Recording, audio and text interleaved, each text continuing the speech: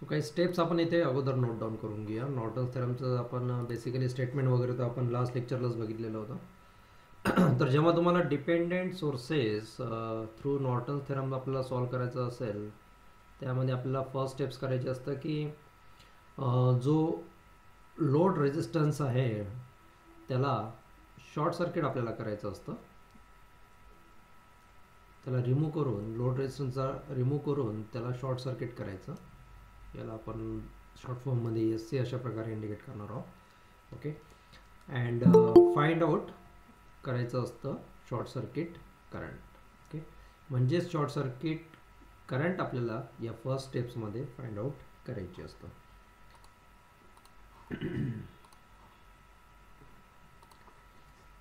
तसंच सेकंड स्टेपमध्ये step number 2.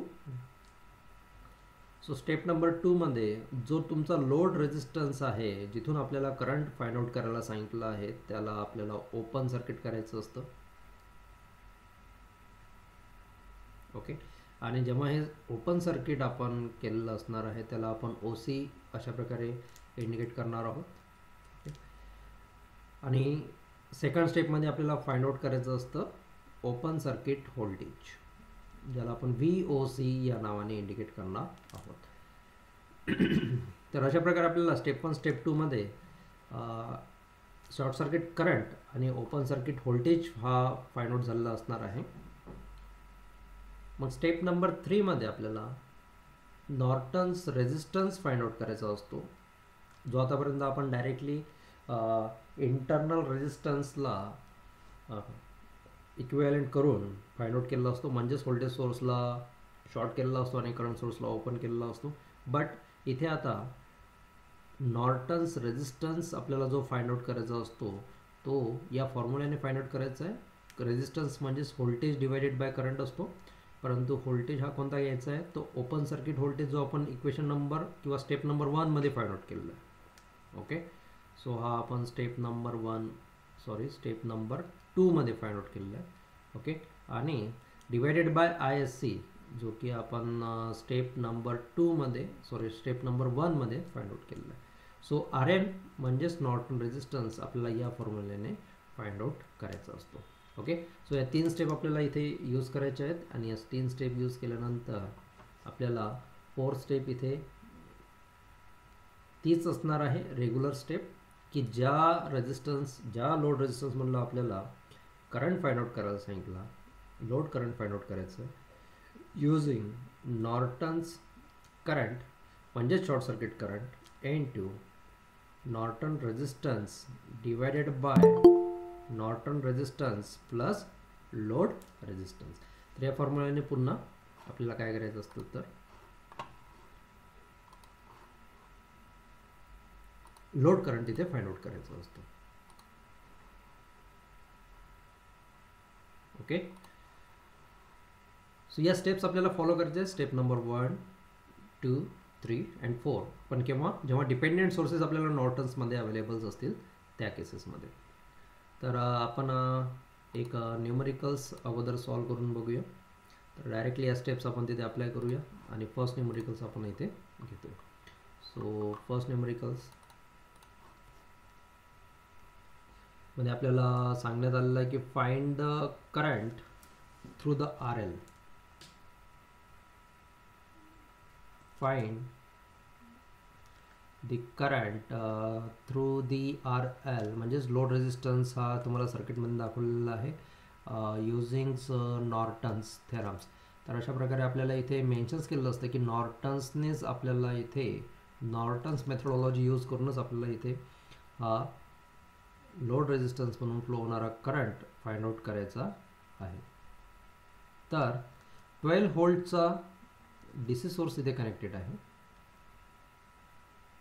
त्यासोबत 6 ओहमचा रेजिस्टन्स, आणि इथे हा डिपेंडेंट सोर्स म्हणजेच हे शंकरपाड्याच्या आकाराचे जे असतात डिपेंडेंट सोर्सेस हेच महत्त्वाचे आहेत. आणि मोस्ट ऑफ द केसेसमध्ये डिपेंडेंट सोर्सेसच आपल्याला विचारण्यात येतात. सो 3I0 अशा प्रकारे दाखवलं आहे. आणि 3I0 हा करंट कुठून फ्लो होतो, तर इथून हा 3I0 हा करंट फ्लो होतो आहे अशा प्रकारे इथे इंडिकेट केलेलं आहे. सेम थिंग्स एक पॅरलल रेजिस्टन्स कनेक्ट केलेला आपल्याला या सर्किटमध्ये बघायला मिळतो अशा प्रकारे, जो की 3 ओहमचा आहे आणि त्याच्या पॅरलली हा लोड रेजिस्टन्स कनेक्ट केलेला आहे जो की 1 ओहमचा आहे. तर अशा प्रकारे लोड रेजिस्टन्स आहे ज्याला आपण इथे डायग्राममध्ये अशा प्रकारे इंडिकेट केलेला आहे की तो एक्स आणि वाय या टर्मिनलच्या अक्रॉसमध्ये लोड रेजिस्टन्स कनेक्टेड आहे. 6 ओहमचा हा रेजिस्टन्स आहे, 6 ओहमचा. ओके, सो हा गिवन आपल्याला सर्किट आहे.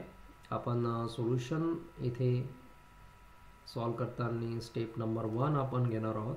सो स्टेप नंबर 1 मध्ये आपल्याला सांगितल्याप्रमाणे जो तुमचा लोड रेजिस्टन्स आहेत, ओके, सो त्याला रिमूव्ह करायचं. ओके, लोड रेजिस्टन्सला रिमूव्ह करायचं अँड शॉर्ट सर्किटेड इट आणि फाइंड आउट काय करायचं आणि फाइंड करायचं आहे शॉर्ट सर्किट करंट. तर आपण पुन्हा हे सर्किट कॉपी करून घेऊया.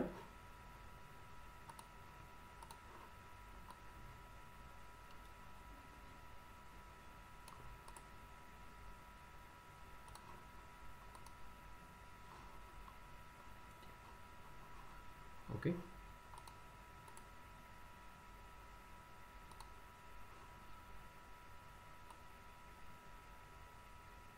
आणि आपल्याला या सर्किटमधला जो लोड रेजिस्टन्स आहे तो इथे रिमूव्ह करायला सांगितलेला आहे. त्याच्यामुळे आपण याला डिलीट करूया, या लोड रेजिस्टन्सला इथून रिमूव्ह करूया आणि त्याला शॉर्ट सर्किट करूया. तर अशा प्रकारे इथे हा शॉर्ट सर्किट केलेला आहे. आता हे शॉर्ट सर्किट केलेला आहे त्यामुळे इथून जो फ्लो होणारा करंट आहे तो ISC म्हणजे शॉर्ट सर्किट करंट इथून फ्लो होणार, असं सर्किट आपल्याला इथे मिळते.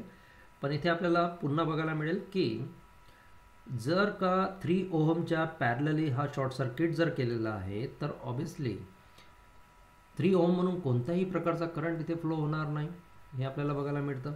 म्हणजेच काय की हा शॉर्ट सर्किट पार्ट आहे, म्हणजेच लो रेजिस्टिव्ह पार्ट आहे, म्हणजेच इथे रेजिस्टन्स 0 आहे आणि त्या कारणास्तव या 3 ओहम म्हणून कोणत्याही प्रकारचा करंट फ्लो होणार नाही. म्हणजेच हा 3 ओहमची जी ब्रांच आहे ती एक रिडंडंट ब्रांच आहे. ओके, आणि हे रिडंडंट ब्रांच असल्यामुळे आपल्याला 3 ओहम सुद्धा इथून काढून टाकावा लागेल. ओके, सो आपण याला इथे सांगूया. इथे एक आपण मेन्शन्स करून देऊ शकतो किंवा डायरेक्टली इथे मेन्शन्स न करता तुम्ही जर directly diagram point of view जरी इथे ड्रॉ केलं तरी सुद्धा चालेल. त्याच्या खाली ही डायग्राम्स आपण घेऊया. ओके, सो इथे ही डायग्राम टाकूया अशा प्रकारे. ओके, या डायग्राम्समध्ये आपल्याला हा 3 ओहम्स आणि 1 ओहम्स हे दोन्ही रेजिस्टन्स आपल्याला इथून काढून टाकायचे आहेत.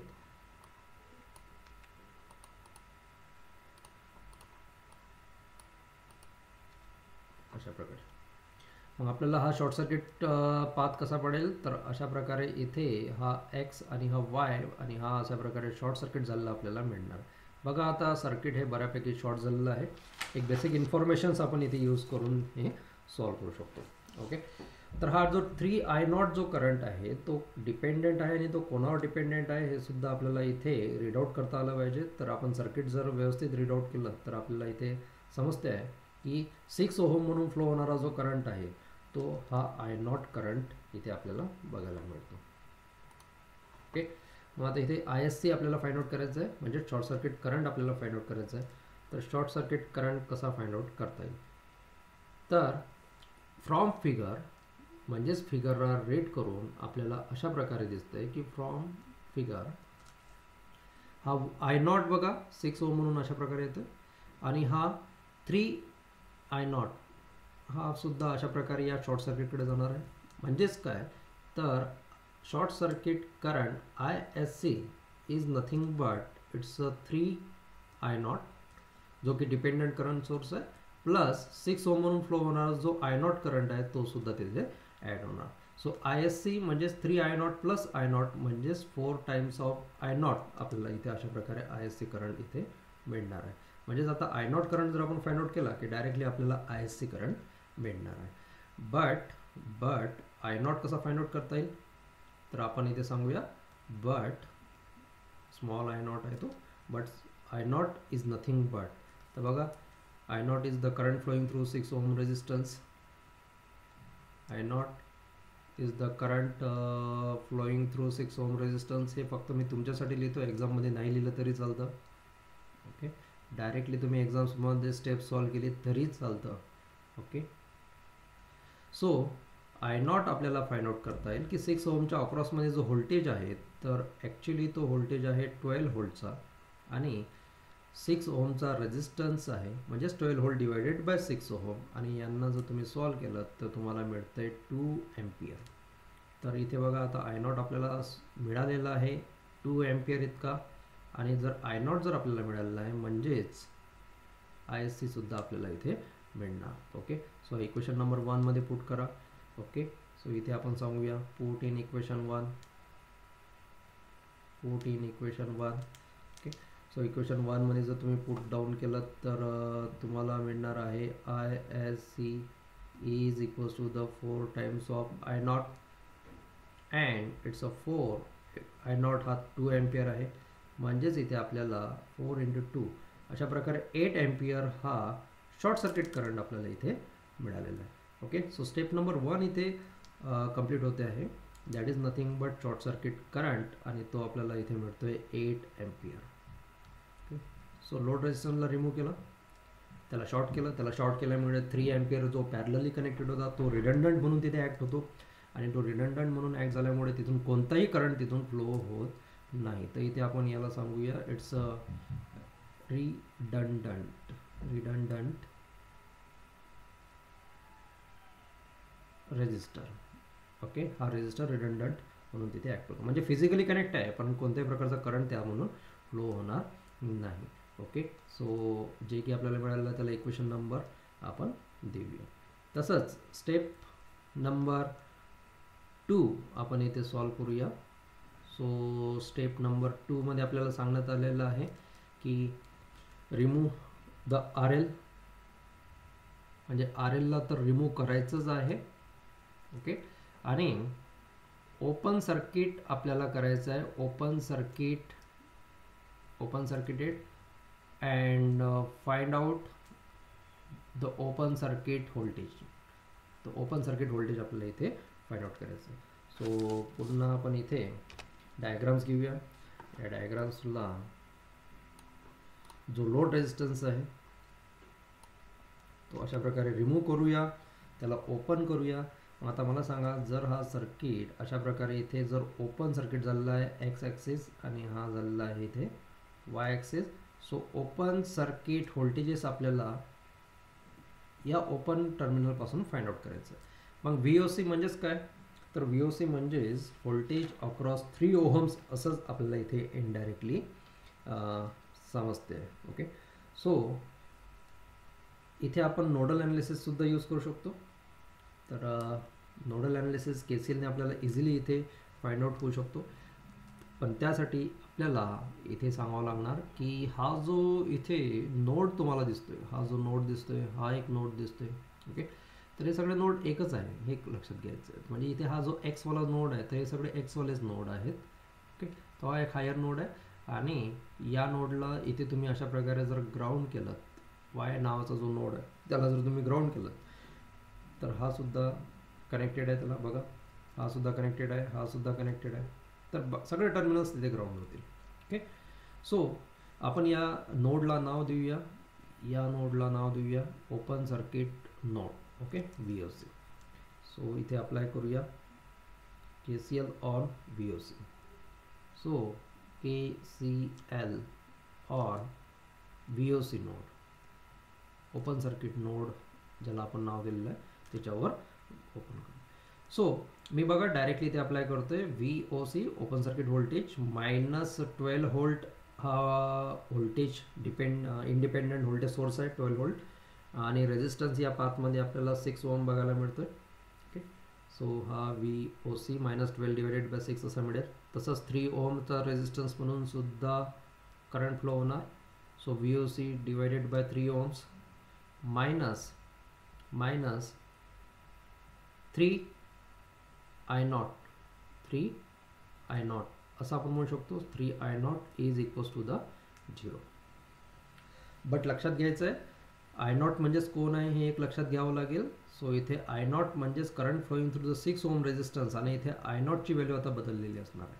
ओके, म्हणजेच ऑब्विसली आपण जो नोडल ॲनालिसिस इथे अप्लाय करतोय तो नोडल ॲनालिसिस अप्लाय करताना आपल्याला सांगण्यात आलेलं असतं की जो नोडल व्होल्टेज आपण इथे बघितलेला असतो हा जो VOC जो नोडल आहे हा हायर पोटेन्शियल आहे. ओके, आणि या हायर पोटेन्शियलमधून हा जो करंट आहे या करंटची डायरेक्शन्स हे अशा प्रकारे आणि इकडे ग्राउंड अशा प्रकारे. बट आय नॉट हा त्याच्या अपोजिट डायरेक्शनने फ्लो होतो म्हणून आपण इथे आय नॉट कशा प्रकारे लिहिणार आहे ते एकदा चेक करून घ्या. So I not is nothing but current flowing through the 6 ohm resistance 12 व्होल्टचा इंडिपेंडंट व्होल्टेज सोर्स आणि अशा प्रकारे इथे काय होणार आहे तर ग्राउंड होणार आहे. Okay, so it's a minus VOC plus 12 divided bye या पाथमध्ये जो कनेक्ट आहे तो कनेक्ट आहे 6 ओहमचा रेजिस्टन्स. तर अशा प्रकारे आय नॉट इथे आपण मेन्शन्स केलेला आहे. सो आय नॉट जर आपल्याला मिळालेला आहे तर तो आपण इक्वेशन नंबर जे चालू आहे आपलं KCLचं त्याच्यामध्ये पुट डाऊन करूया आणि इथे सॉर्ट आउट करूया. सो VOC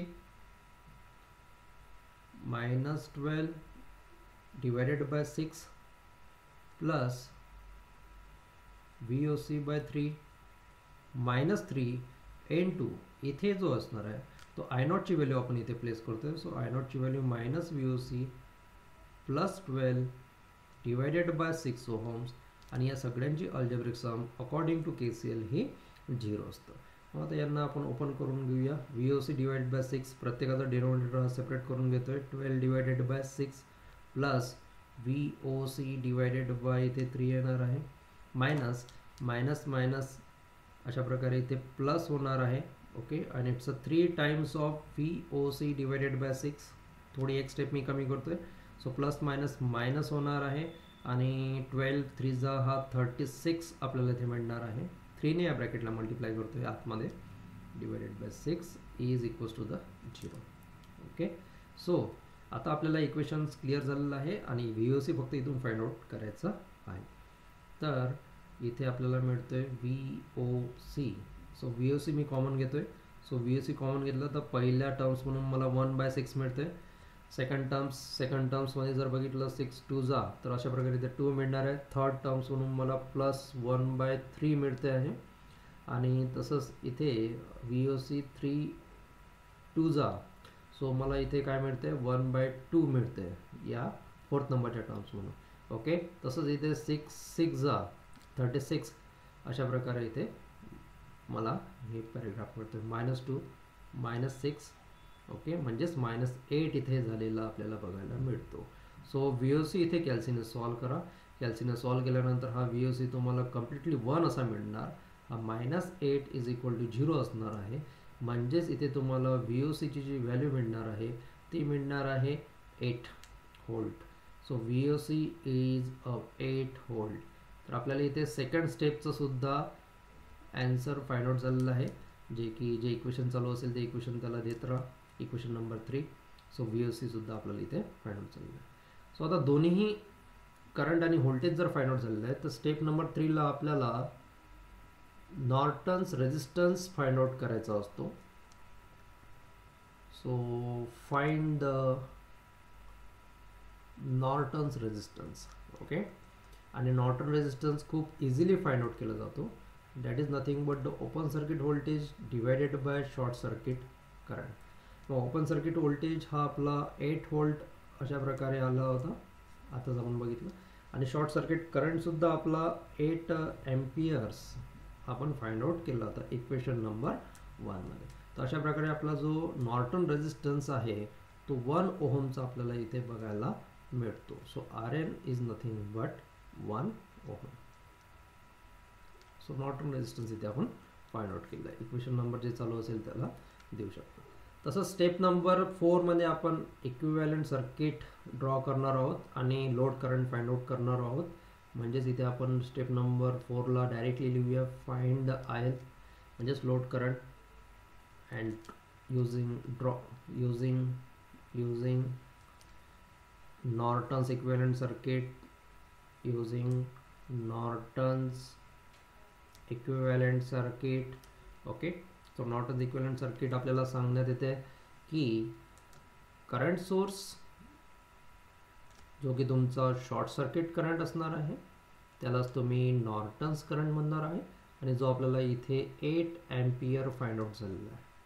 ओके, त्याला पॅरलली रेजिस्टन्स कनेक्ट केलेला असणार आहे, that is nothing but a Norton's resistance. हा कोणता रेजिस्टन्स असणार आहे तर नॉर्टन्स रेजिस्टन्स, जो की आपल्याला इथे 1 ओहम्स अशा प्रकारे इथे मिळालेला आहे. आणि या टर्मिनल्सला इथे एक्स आणि वाय तर या टर्मिनलच्या अक्रॉसमध्ये लोड रेजिस्टन्स कनेक्ट होता, जो की आपण रिमूव्ह केला होता पहिल्या स्टेपला. तर हा लोड रेजिस्टन्स, तर इथे लोड रेजिस्टन्स सुद्धा किती होता तर 1 ओहम सुद्धा. तर असं हे आपल्याला इक्विव्हॅलंट सर्किट इथे मिळालेलं आहे. आणि स्टेप नंबर 4 मध्ये आपण लोड करंट फाइंड आउट करणार आहोत, that is nothing but the Norton's current म्हणजेच टोटल करंट इनटू ज्या रेजिस्टन्स मधला आपल्याला करंट काढायचा आहे त्याच्या पॅरलल असलेला रेजिस्टन्स. तर आपल्याला करंट काढायचं आहे, current flowing through the RL, तर त्याला पॅरलली कोण आहे तर त्याला पॅरलली हा RN म्हणजेच नॉर्टन रेजिस्टन्स आहे, divided by total resistance RN plus RL असे दोनच रेजिस्टन्स इथे आपल्याला बघायला मिळतात. ओके, सो नॉर्टन्स करंट इकडे आपल्याला 8 एम्पियर्स मिळाला होता. तसाच Norton resistance 1 ohms, Norton resistance पुन्हा 1 ओहम आणि लोड रेजिस्टन्स सुद्धा 1 ओहम्स. तर यांना सॉल्व केल्यानंतर आपल्याला 8 इंटू 1/2 म्हणजेच आन्सर आपल्याला मिळते 4 एम्पियर. तर अशा प्रकारे इथे जो लोड करंट आहे युजिंग नॉर्टन्स थेरम, बट इथे डिपेंडेंट सोर्सेस होते आणि त्या डिपेंडेंट सोर्सेसमुळे आपल्याला इथे I0 वगैरे जो फाइंड आउट करावा लागला, ते इम्पॉर्टंट स्टेप्स या न्यूमेरिकल्समध्ये आपल्याला स्टडी करायला मिळते. ओके, सो सिमिलरली एक सेकंड न्यूमेरिकल्स आपण सॉल्व करूया.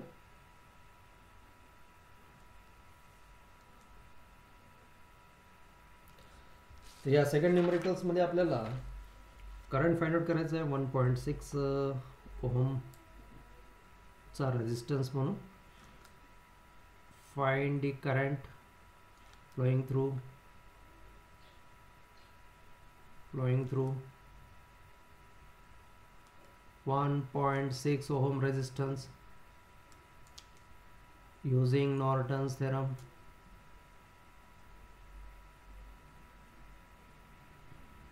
ओके, आणि आपल्याला सर्किट इथे अशा प्रकारे दिलेला आहे की एक करंट सोर्स आहे जो की इंडिपेंडेंट करंट सोर्स आहे, 10 एम्पियरचा करंट सोर्स,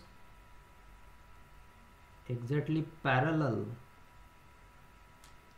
1 ओहमचा रेजिस्टन्स कनेक्टेड आहे आणि याच 1 ओहमचा रेजिस्टन्स म्हणून एक आय करंट आपल्याला फ्लो होताना दाखवलेला आहे. म्हणजेच हा आय करंटवरच तुमचे डिपेंडेंट जे सोर्सेस असणार तो डिपेंड असणार. ओके, सो अशा प्रकारे हा negative with respect to the positive म्हणजेच 3I नावाचा हा डिपेंडेंट शंकरपाडा आकाराचा असलेला सोर्सेस आहे आणि हा 6 ओहमचा रेजिस्टन्स आणि HS अक्रॉसमध्ये X आणि Y टर्मिनल्समध्येच लोड रेजिस्टन्स जो की 1.6 ओहमचा रेजिस्टन्स आपल्याला बघायला मिळतो. Okay, so 1.6 ohm resistance is act as a load resistance. तर हे सर्किट आपण अगोदर कॉपी करून घेऊया, कारण की सर्किट आपल्याला प्रत्येक ठिकाणी ड्रॉ करावं लागणार.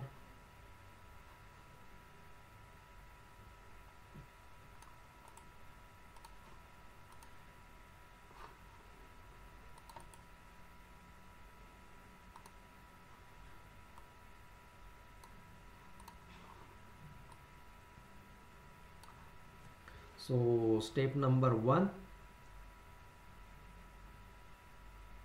solution. Step number 1, remove the RL म्हणजेच लोड रेजिस्टन्स तुम्हाला जो सांगितला असेल त्याला रिमूव्ह करायचं and find the short circuit current. मग आपल्याला इथे जो आर एल दिसतोय त्याला आपण अशा प्रकारे इथून काढून टाकूया आणि या 1.6 चा रेजिस्टन्स जो आहे त्याला अशा प्रकारे शॉर्ट करूया. मला सांगा आता हा 1.6 जर रेजिस्टन्स शॉर्ट केलेला आहे तर इथून हा शॉर्ट सर्किट करंट फ्लो होणार, म्हणजेच हा 6 ओहमचा जो रेजिस्टन्स आहे it's act as a redundant. So redundant म्हणून हा रजिस्टर इथे ॲक्ट होतो आणि त्याच्यामुळे तो सुद्धा काय होणार, रिमूव्ह होऊन जाणार. म्हणजे मग आपल्याला पुन्हा हे सर्किट इथे अशा प्रकारे मिळू शकतं. Okay,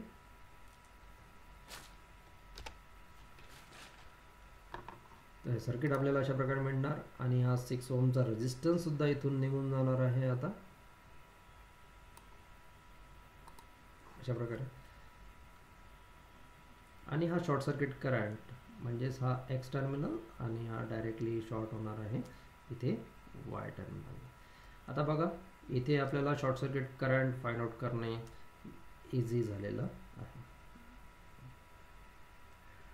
okay, so short circuit current इथे आपण नोडल ॲनालिसिसने फाइंड आउट करू शकतो, ज्याला आपण अशा प्रकारे इंडिकेट करू शकतो. नोडल ॲनालिसिसने किंवा KCLने KVLने सुद्धा फाइंड आउट करू शकतो.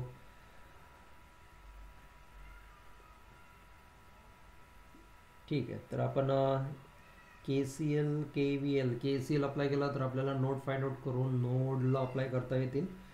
बट नोडला अप्लाय केल्यापेक्षा डायरेक्टली आपण काय करूया, इथे KVL अप्लाय करूया. आता KVL जर अप्लाय केलं तर फर्स्ट लूप आपल्याला इथे दिसतोय आणि फर्स्ट लूप म्हणून हा फ्लो होणारा जो करंट आहे हा 10 एम्पियरचा करंट आहे आपल्याला बघायला मिळतो. ओके, सो म्हणजेच आय नावाचा जो करंट आहे तो 10 एम्पियर आहे. आणि मला सांगा जर सपोज इथे जर हा 10 एम्पियर करंट आलेला आहे त्यापैकी आय करंट हा 1 ओम म्हणून फ्लो होतोय, म्हणजेच इथून फ्लो होणारा जो करंट आहे, ओके, जो सेकंड लूप म्हणून फ्लो होणारा करंट आहे, म्हणजेच ज्याला आपण शॉर्ट सर्किट करंट असं नाव दिलेलं आहे. Okay, so short circuit current किती असणार. सो आपण इथे म्हणूया फ्रॉम फिगर, म्हणजे फिगरला आपल्याला रीड आउट करता यायला पाहिजे की short circuit current is nothing but short circuit current is nothing but it's a I plus 10 ampere. okay, I current आणि 10 एम्पियर करंट हा इथे या दोघांची ॲडिशन करू शकतो. म्हणजेच इथे आपण असं प्रकारे सांगू शकतो की इथून जर आय करंट जर आपल्याला फाइंड आउट करायला सांगितलं सो आय करंट सुद्धा आपल्याला फाइंड आउट करावं लागणार आहे.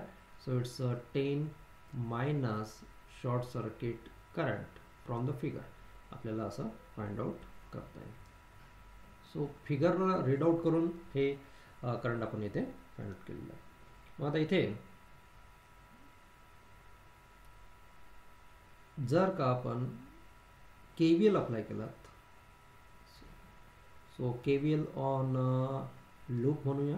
ओके, आणि बघा 1 ओमचा रेजिस्टन्स आहे म्हणून ड्रॉप आपण म्हणूया. आता या 1 ओमचा रेजिस्टन्स म्हणून फ्लो होणारे जे करंट आहे एक शॉर्ट सर्किट करंट आहे. ओके,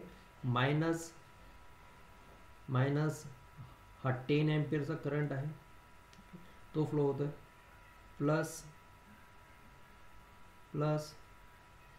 3I हा व्होल्टेज आहे. Okay, is equals to the 0. म्हणजेच काय की हा जो सेकंड लूप आहे याच्यावर जर आपण KVL अप्लाय केला तर 1 ओहम म्हणून फ्लो होणारा करंट 1 ओहम म्हणून फ्लो होणारा करंट शॉर्ट सर्किट करंट -10.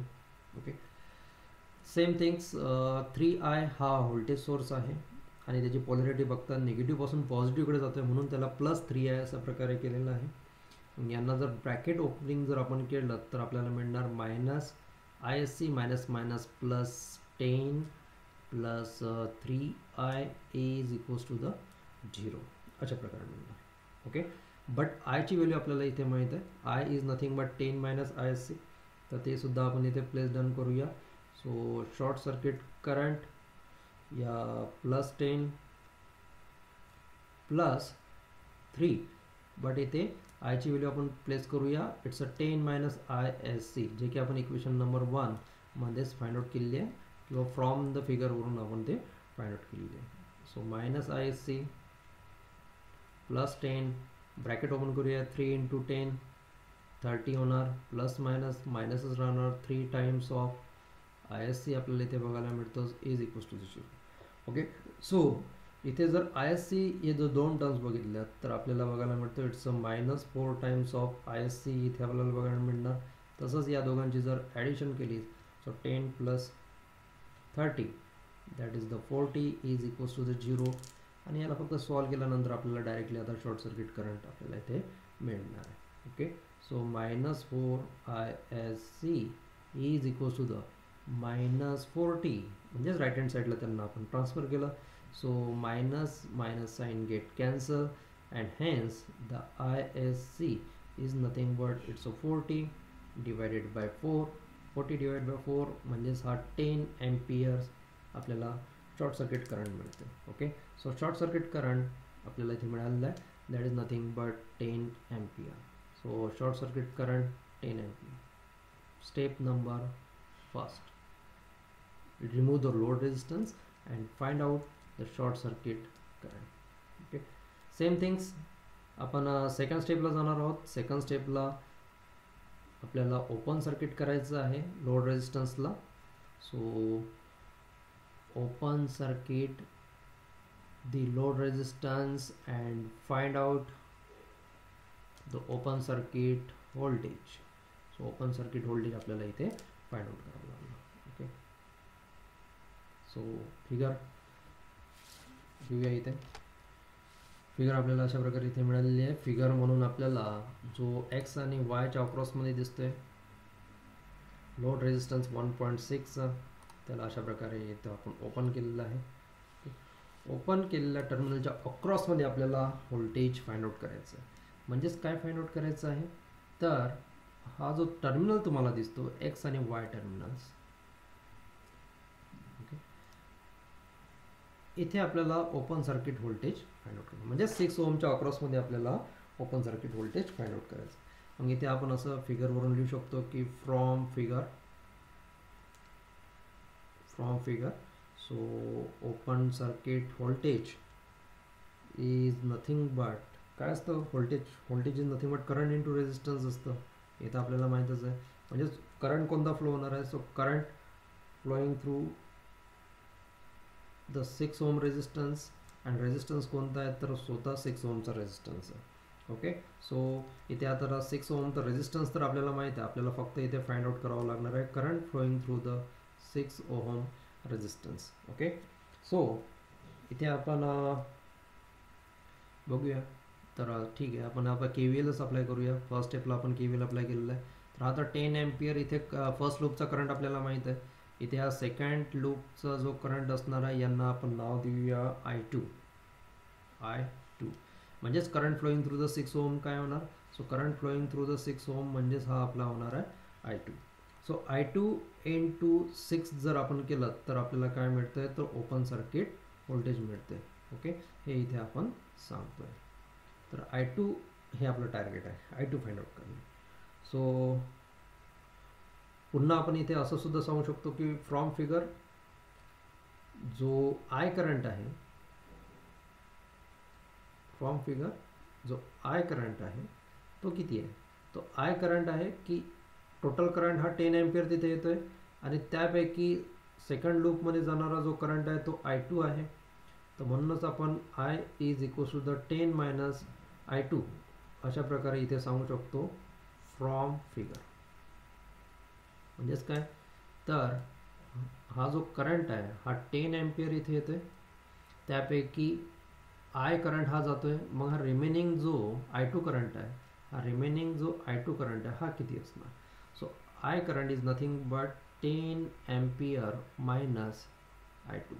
अशा प्रकारे आपल्याला इथे बघायला मिळेल. Okay, so figure read out करणे खूप महत्त्वाचं असणार. तर इथे KCL अप्लाय करतोय. आता फिगर बघून घेऊया आपण. फिगरमध्ये आपल्याला बघतोय 1 ओमचा रेजिस्टन्स आहे, 3I हा negative with respect to positive आणि 6 ओमचा resistance. Okay, so apply KVL on second loop.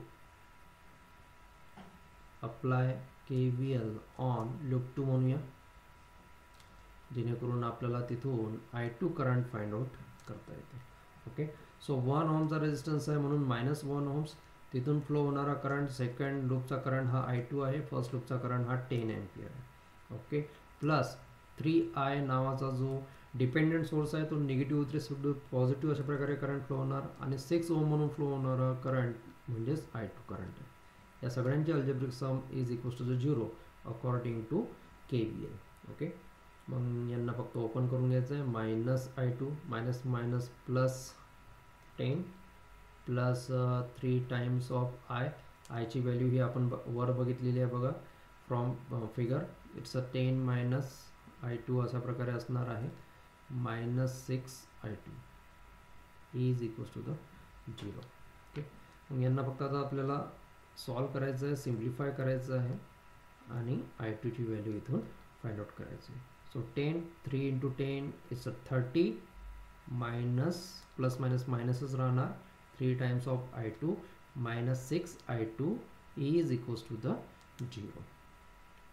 So इथे I2 आहे, I2 आहे, I2 आहे, तर इथे -1 -3 -6 यांना जर सपोज तुम्ही सॉल्व करून बघितलं तर ही व्हॅल्यू येणार. सगळे मायनस मायनस म्हणजे सगळ्यांचे ॲडिशन होणार आणि साईन हे मायनस असणार.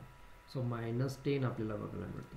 आणि 30 प्लस 10 40 हा पॉझिटिव्ह आहे, राईट हँड साईडला गेल्यानंतर तो काय होणार, निगेटिव्ह झालेला आपल्याला बघायला मिळतो आहे. म्हणजेच इथे आपल्याला I2 ची value he -40 divided by -10. Okay, so minus minus cancel out होऊन आपल्याला इथे 4 एम्पियर हे आन्सर इथे मिळालं.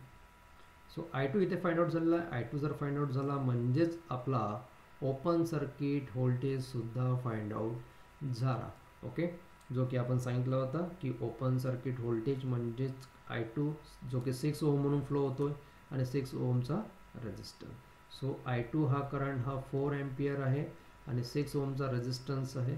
तर अशा प्रकारे आपल्याला VOC हा 24 व्होल्ट इथे मिळतो आहे. सो ओपन सर्किट व्होल्टेज इथे आपण फाइंड आउट केलेलं आहे. शॉर्ट सर्किट करंट आपण ऑलरेडी फाइंड आउट केलेलं आहे. म्हणजेच आता आपल्याला RN स्टेप नंबर 3 मध्ये फाइंड आउट करता येईल. Okay, so step number 3.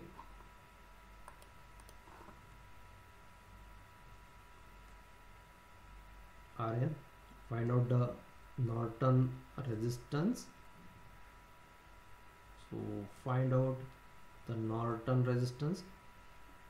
त्याचा फॉर्म्युला आहे VOC, voltage divided by short circuit current. आता व्होल्टेज जो आपल्याला बघायला मिळतो हा 24 व्होल्ट आहे आणि शॉर्ट सर्किट करंट जो आपण फाइंड आउट केला होता तो आपल्याला 10 एम्पियर अशा प्रकारे मिळालेला होता. सो इट्स 2.4 ओहम आपल्याला RN इथे मिळतो. सो RN इज 2.4 ओहमचा रेजिस्टन्स फाइंड आउट होते. ओके, मग स्टेप नंबर 4 ला जाणार आपण. स्टेप नंबर 4 ला इक्विव्हॅलेंट नॉर्टन्स इक्विव्हॅलेंट सर्किट आपण ड्रॉ करणार आणि IL म्हणजेच लोड करंट आपण फाइंड आउट करणार. मग अगोदर इक्विव्हॅलेंट सर्किट आपण ड्रॉ करून घेऊया. इक्विव्हॅलेंट सर्किटमध्ये करंट सोर्स आपल्याला काढायचा असतो जो की शॉर्ट सर्किट करंट म्हणजेच नॉर्टन्स करंट असतो. शॉर्ट सर्किट करंट म्हणजेच नॉर्टन्स करंट जो की आपल्याला इथे 10 एम्पियर असा फाइंड आउट झाला होता.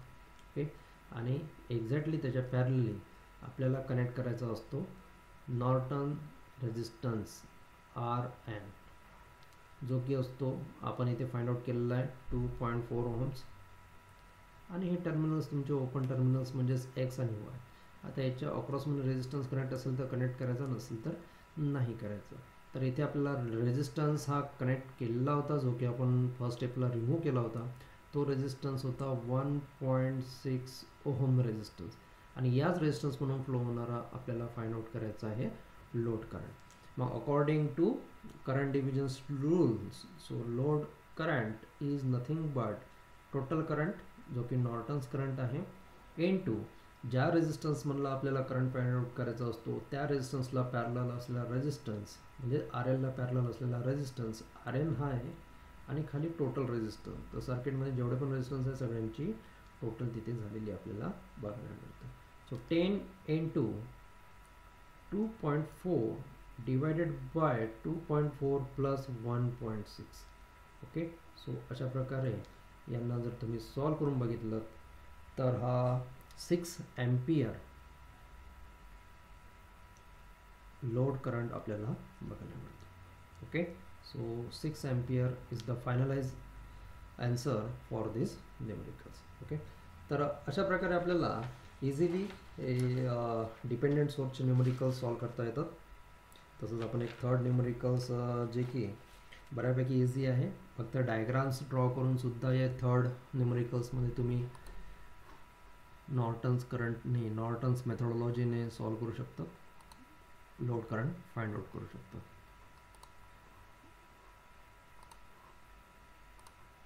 ओके,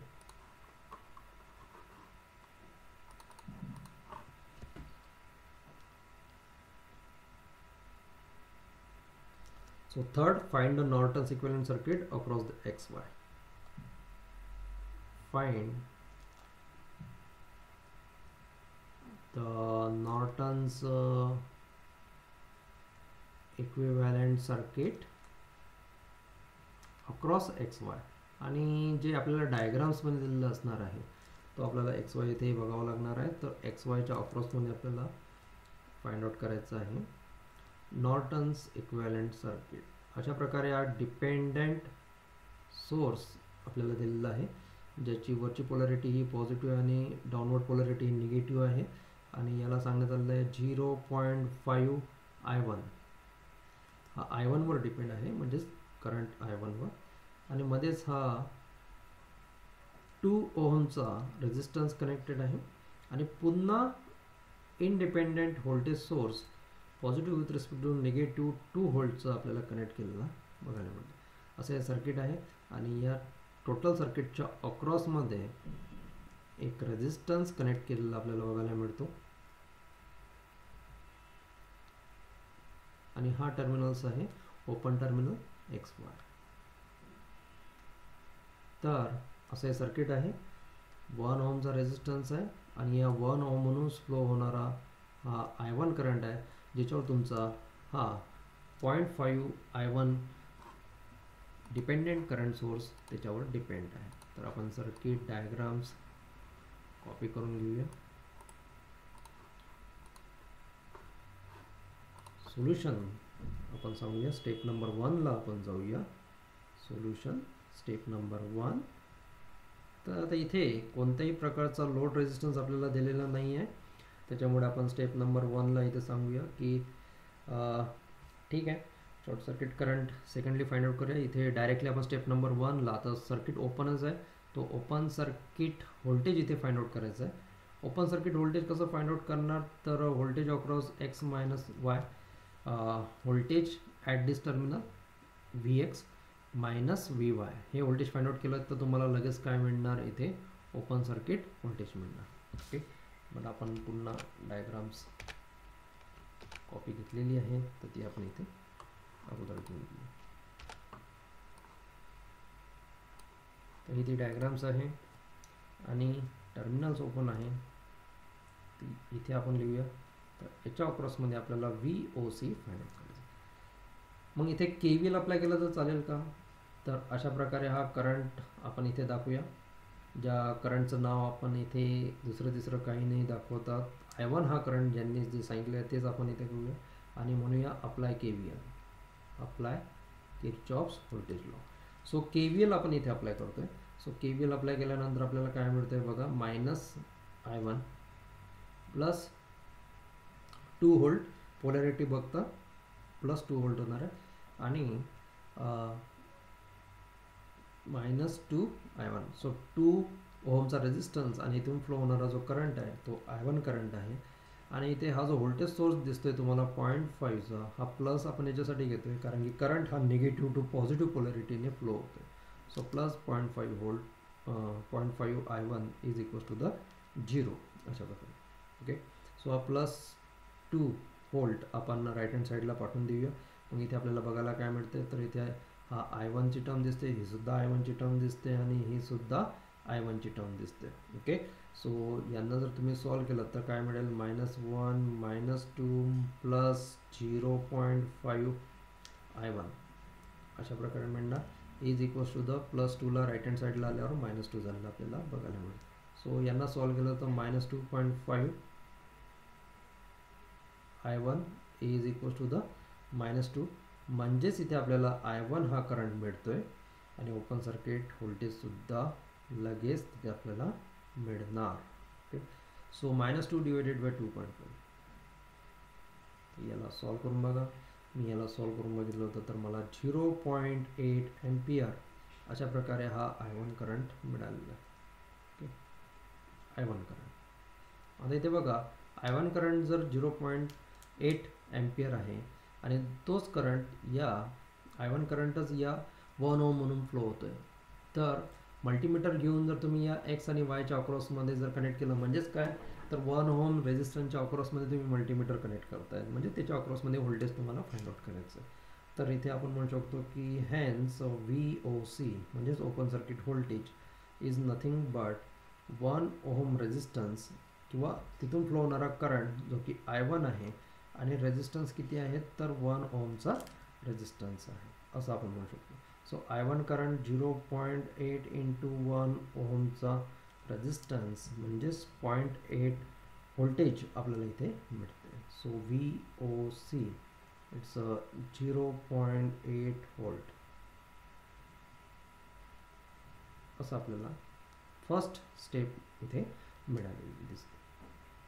सेकंड स्टेपमध्ये आपण शॉर्ट सर्किट करणार आणि सेकंड स्टेपमध्ये आपल्याला भरपूर डायग्राम्स इथे काढून फक्त डायग्रामवरूनच तुम्हाला इथे समजेल की स्टेप नंबर 2 इथे आपण म्हणूया short the x and Y and find out the short circuit current and find out the short circuit current. तसंच इथे फर्स्ट डायग्राम्स आपण घेऊया.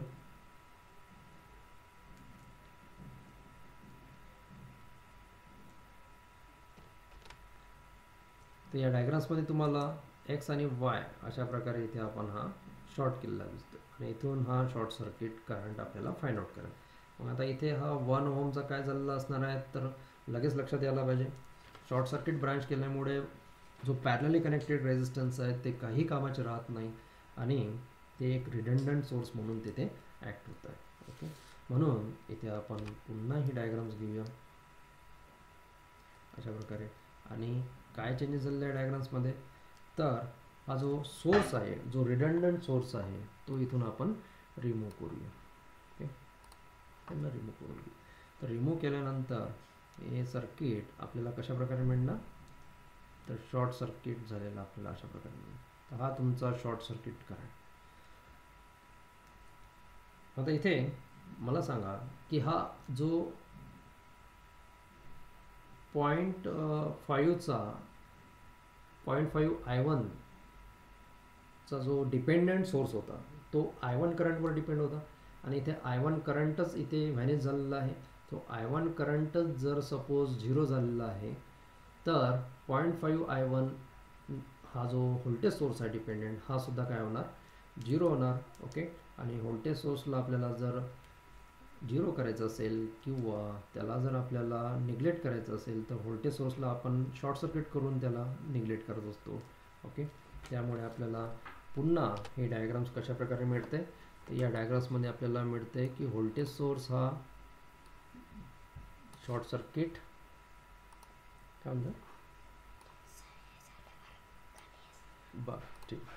ओके, हो, याला शॉर्ट सर्किट करून घेऊया अशा प्रकारे. ओके, आणि एक्स वाय तर शॉर्ट सर्किट ऑब्विसली होताच. आता बघा हे सर्किट किती मोठ्या प्रमाणात इझी झालेलं आहे आणि आता आपल्याला इथे शॉर्ट सर्किट करंट जर फाइंड आउट करायला सांगितलं तर इझिली आपल्याला फाइंड आउट करता येईल voltage divided bye resistance. Okay, So current flowing through this loop, that is nothing but short circuit current. Hence short circuit current is nothing but it's a 2 volt divided by 2 ohms, म्हणजेच 1 एम्पियरचा हा short circuit current आहे. Okay, so 1 एम्पियरचा short circuit current मिळालेला आहे. Open circuit voltage सुद्धा आपण find out केलेला आहे. तर स्टेप नंबर 3 ला आपण जाणार, जो की आर एन आपल्याला फाइंड आउट करता येईल. So find the R N, Norton resistance. So Norton resistance is nothing but open circuit voltage divided by short circuit current. So open circuit voltage हा आपला 0.8 व्होल्ट आपल्याला मिळालेला होता आणि शॉर्ट सर्किट करंट हा 1 ampere आपल्याला आत्ताच मिळालेला. ओके, म्हणजेच 0.8 ओहमचा रेजिस्टन्स हा नॉर्टन रेजिस्टन्स असणार आहे, हे इथे आपल्याला क्लिअर होते. 0.8 ओहम अशा प्रकारे. म्हणजेच आता फक्त फॉर्मॅलिटी म्हणजे स्टेप नंबर 4 इथे राहिलेली आहे. ज्या स्टेप नंबर 4 मध्ये डायग्राम काढणे कंपल्सरी असतं. या डायग्रामला सुद्धा मार्क्स असतात. कोणती डायग्राम? तर step number 4 equivalent circuit diagram. त्या इक्विव्हॅलेंट सर्किट डायग्राम्समध्ये आपण शॉर्ट सर्किट करंट म्हणजेच नॉर्टन्स करंट सांगत असतो. त्याच्याच पॅरलली जो कनेक्टेड असतो तो नॉर्टन रेजिस्टन्स असतो, जो की आताच आपण फाइंड आउट केलेला आहे 0.8. ओके, आणि या सर्किटमध्ये आपल्याला लोड रेजिस्टन्स नव्हता, तर हे सर्किट अशा प्रकारे एक्स आणि वायच्या अक्रॉसमध्ये ओपन होतं. त्याच्यामुळे हे सर्किट ड्रॉ करण्याला भरपूर मार्क्स असणार आहेत, म्हणजे नियर अबाउट 50% मार्क्स या डायग्रामलाच असणार आहे. आणि या डायग्राममध्ये जो आय एन आपण फाइंड आउट केलेला आहे तो आपल्या फर्स्ट स्टेप म्हणून फाइंड आउट होतो. आर एन फाइंड आउट करण्यासाठी V O C second step ही आपल्याला कंपल्सरी करावं लागतं. त्यामुळे this is the finalize answer. तर इथे आपल्याला लोड करंट फाइंड आउट करण्याची गरज नाही. Okay, so draw the Norton's equivalent circuit.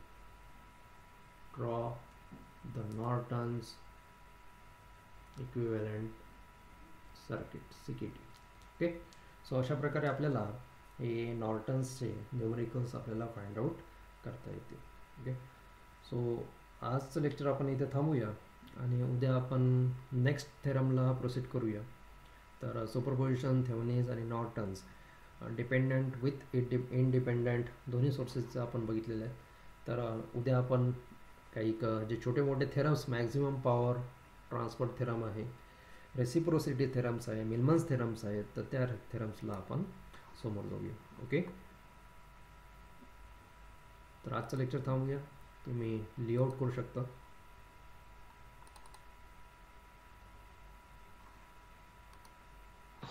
Hello, हां बोला.